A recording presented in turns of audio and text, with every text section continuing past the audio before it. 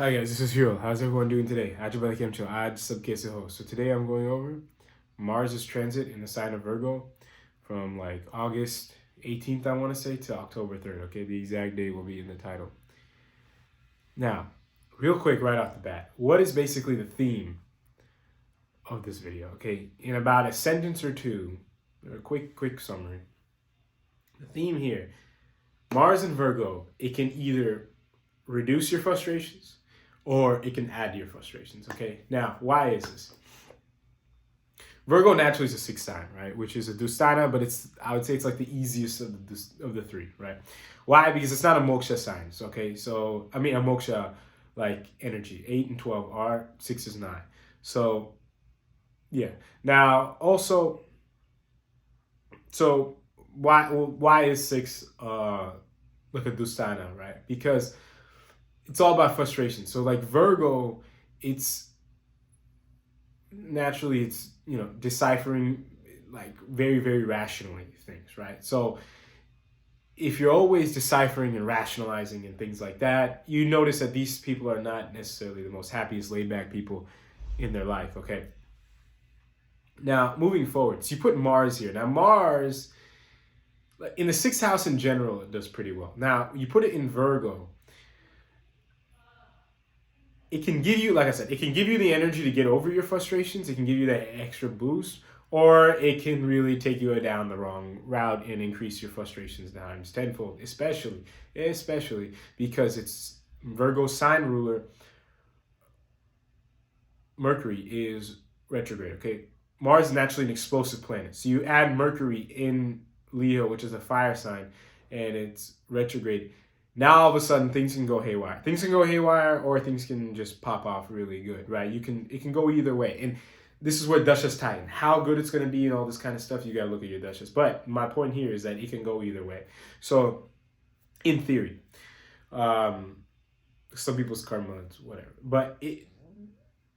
Now I'm not saying if you do something really bad or really good, it's going to end your life or it's going to, take your life to riches and fortunes and get over everything all at once, right? That's not really what I'm saying here, and that's sometimes how astrology is presented with these short transits, which is usually never true. What I'm trying to say is you could feel like that boost that you need to get over your frustrations, or you could get a boost to really go down the wrong hole with your frustration. So I really want to make that clear here before moving forward. Okay, so that's kind of, when I say things like that, that's kind of how you interpret it, how you need to interpret it from a transit standpoint. Now, Sun is also with Mercury. So the Mercury retrograde is kind of more powerful during like the first half of this transit, and then during the second half of this transit, actually Sun joins Mars, so that's kind of going to be in picture. So the first half is more Mercury being retrograde, your speech, your things like that,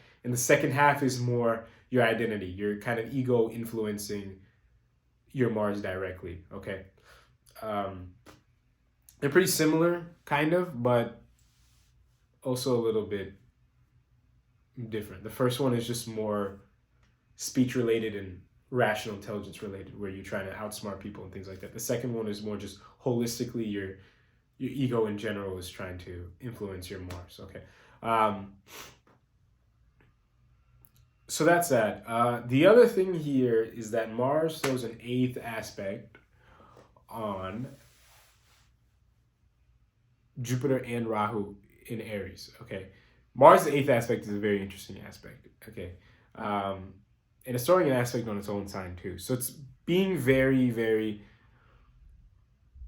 See, it's throwing an aspect on its own sign, but the aspect itself is not necessarily amazing. So that's why Mars, when it's in Virgo, it's very interesting, and it can kind of go either way.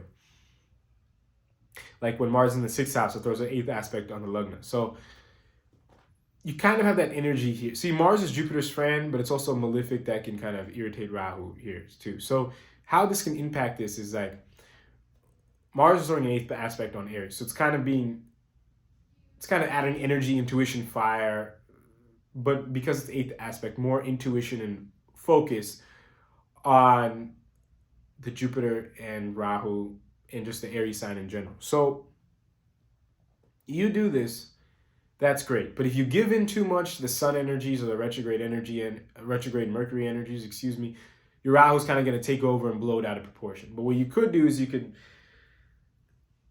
kind of use the Jupiterian energies here to say, hey, we're going to really monitor what new things we start doing and things like that. And new things can also mean new things that we say, okay?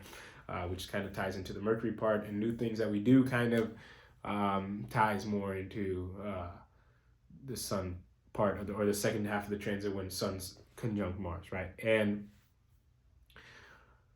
just moving forward, one last thing here is that Mars naturally is a very intuitive planet, okay? So we can kind of take forward in general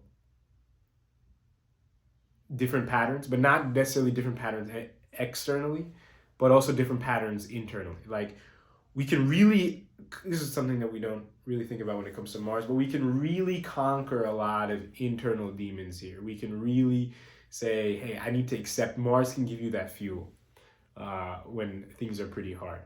So just something I wanted to throw out there that you can, I always say, accept your fears, accept your expectations not coming true, things like that. So just keep that in mind. Mars can give you that fuel, okay? But that's it for this video. If you have any questions or comments, feel free to let me know. And until next time, I'll talk to everyone later. Thank you all very, very much for watching.